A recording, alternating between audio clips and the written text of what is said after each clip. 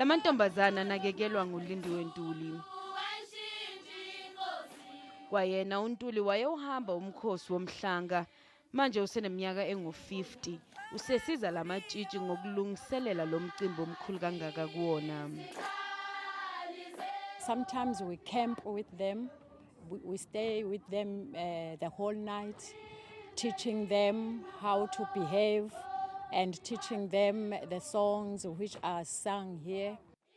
Ngokusho kukaNtuli uyakholelwa kwimiyalezo yomkhosi Womhlanga ukuthi amantombazane azigcina azangena emshadweni kanye nokuhlonishwa kwabesifazane. Lo mkhosi uphinde ubafundise ngegciwane lesandulela ngculaza nengculaza.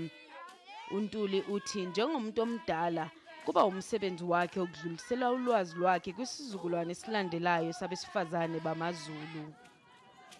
It encourages being umZulu, and it encourages them to know that they have got their king. They must come and see him with their clean bodies.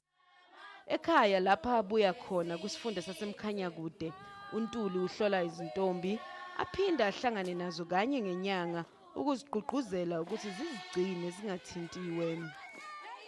She's like my mother to me. She gives me everything that I need. She tells us how it's important to take care of ourselves, especially girls. It means a lot. It means I should take care of myself. I should grow up as who I am. uNtuli unethemba lokuthi ngonyaka ozayo uzoletha amantombazana vele esifundeni sakhe amaningi adlula wakulonyaka.